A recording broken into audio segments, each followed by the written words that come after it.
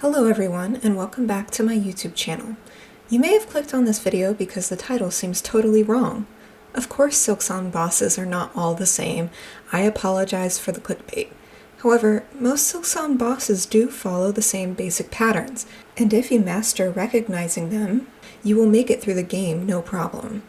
This is your ultimate guide to surviving the Act 1 bosses of Hollow Knight Silksong. In order to master the bosses in Act 1, we have to talk about the very first boss of the game, Moss Mother. Moss Mother is not a challenging boss. She only knows a few basic attacks, and has very forgiving time intervals between them. So why am I talking about her? It's because her moveset is the foundation for, believe it or not, almost every other boss fight in Act 1, even Last Judge. Let me explain. Moss Mother has 3 moves. First move, Lunge. Second move, Summon projectiles/obstacles, and third move, Summon minions. Guess what? Almost every other boss in Act 1 of the game follows this basic moveset.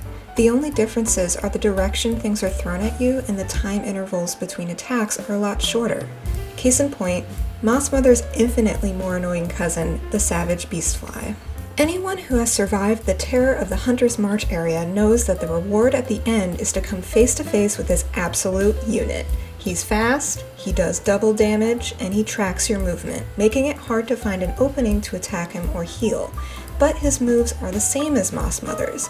Lunge, summon projectiles/obstacles, summon minions. Once you see this pattern, you can't unsee it, and you find those openings to attack and heal at the start of rest intervals. One great tip about Savage Beastfly is that you can bait him to follow your movement before dashing away or jumping at the last minute. Also, you can use his ceiling lunge attacks that come in 3s to get rid of his own minions for you. That way they don't become a huge distraction when you're trying to hit the main boss. Speaking of ceiling lunge attacks that come in 3s, you know what other boss does that? Sister Splinter, the Menace of Shellwood. And her attacks can destroy her own minions too. Remember, lunge, summon projectiles/obstacles, summon minions. Specifically for this boss though, my one major tip is to play as aggressively as possible. If you are a more cautious player that loves to heal all the time like me, you have to throw that strategy out of the window. She's simply too fast for that. Equip Threadstorm and use it at every opportunity to get rid of her minions, her vines, and her creepy face. The only time you should heal is if you put a ton of distance in between her and Hornet after a lunge attack. Her vines are easy to predict, but they're tough to remove with your needle, so make them your first priority to re-establish mobility.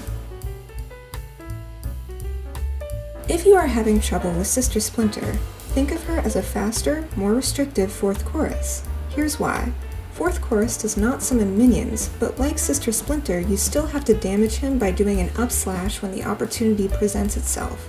Like Sister Splinter, he follows the lunge, summon projectiles pattern that she and the other bosses do. His gimmick is the removal of parts of the floor into the lava, but once you predict his moveset, the smaller space will not bother you too much, and his lunges and lava rocks are pretty easy to avoid. If you look back at Moss Mother, once again, you will notice her moveset is just a gentler version of this, especially the rocks she calls down from the ceiling. Once the airstreams on either side of 4th chorus appear, the fight is over. Use your upgraded Drifter's Cloak to ride the current and smack the volatile lava rocks on either side of him to end the fight in an explosive finale. Now let's talk about Morwing and Widow. Another 2 bosses with no minions, but a surprisingly similar moveset. Like Moss Mother, both Morwing and Widow will lunge at you in a sweeping motion, sometimes almost parabolically. However, they both do different things with that basic lunge.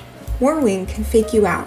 He will move like he's about to do a parabolic lunge, but instead come at you with the stabby. When this happens, just dash out of the way, because Morwing is huge, and pogoing when he does this move is a one-way trip to becoming moth food. Widow will also come at you with blades in her lunge, but in her case, you can pogo on top of her the moment she hits the ground and before she darts across the field. She will also do a funny looking attack where she just runs across the screen like a crazy person. When she does this, pogo once on top of her and then use your wall jump to hug one side of the arena so you don't get damaged by the floor bells. For projectiles, Morwing will hurl spinning blades at you. Make sure that you're watching where they go once you jump over them, especially in a second phase. Multiple projectiles will boomerang back around and land on top of you, so keep moving and use the whole arena to your advantage and dodge out of the way. The best opening to attack Morwing is directly after you jump over a projectile in the direction of Morwing's face. For Widow, her projectiles will always have a warning via her strings before they hit. Keep an eye out for those and avoid jumping in their path, even if you have to dodge one of her lunges. Speaking of lunges, let's talk about the Bell Beast and the giant conch flies. These bosses are kings of the lunge. They are both burrowing bosses that will try to catch you off guard by appearing directly under you and then lunging at you or above you. In my opinion, the giant conch flies are simple. Just watch for the signs of where they're going to pop out and jump over them. Hit them when they are temporarily stuck in the ground in front of you, and always keep an eye out for where the other one is. When they throw a conch at you, stay out of the projectile's way on the ground and do not jump. You are more likely to get hit. For the Bell Beast, his lunges are simple. Either he will run straight at you or he will pop out of the ground and jump over you. When he runs at you, use your down slash, and when he jumps, simply walk under him and then smack him when he lands. His projectiles are big but predictable. When he tosses the bells, jump over the first one and simply avoid the second one. Sometimes bells fall from the ceiling right after a lunge. If you remember this though, you have a big window to avoid it. Notice that the Bell Beast is yet another boss where projectiles fall from the ceiling. If you see the warning signs, any boss that has an attack like this becomes easier automatically. Alright, now here's the part where my Moss Mother is the basis for every boss theory doesn't quite hold up. Lace is one of the only bosses in Act 1 without projectiles or minions.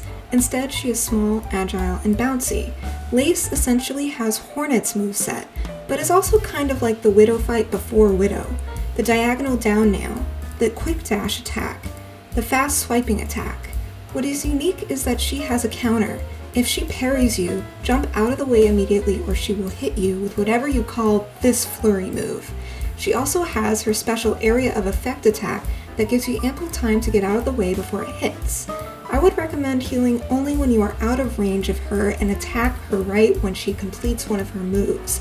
You have to match her nimbleness with your own reaction time to succeed.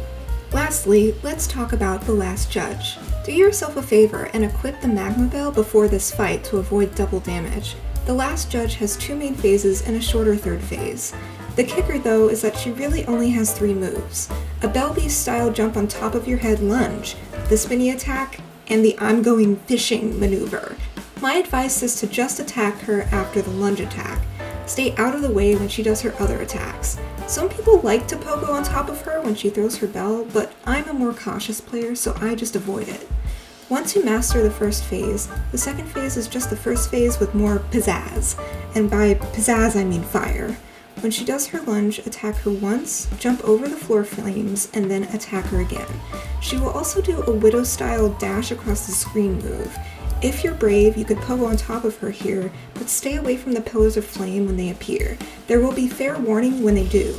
When she does the spinny move, dash out of the way like before, but stay in between the moving pillars of curved flame.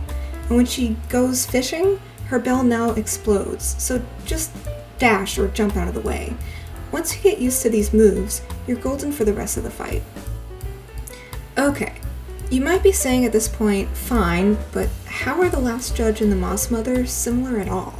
Well, my answer is that even though the moveset for Last Judge is greatly altered, the same basic principles of Moss Mother's fight apply to this one too. The flames are just fancy versions of vertical projectiles that you've already seen before, and the ones that move outward are not really that different.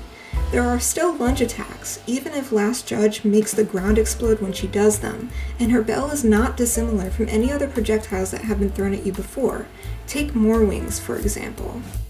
In conclusion, most of the bosses in Hollow Knight Silksong's Act 1 are connected in some way to each other by their moveset. If you take a step back and look at the bigger picture, the game is intentionally designed to build off skills you already learned, just with a spike in speed and difficulty.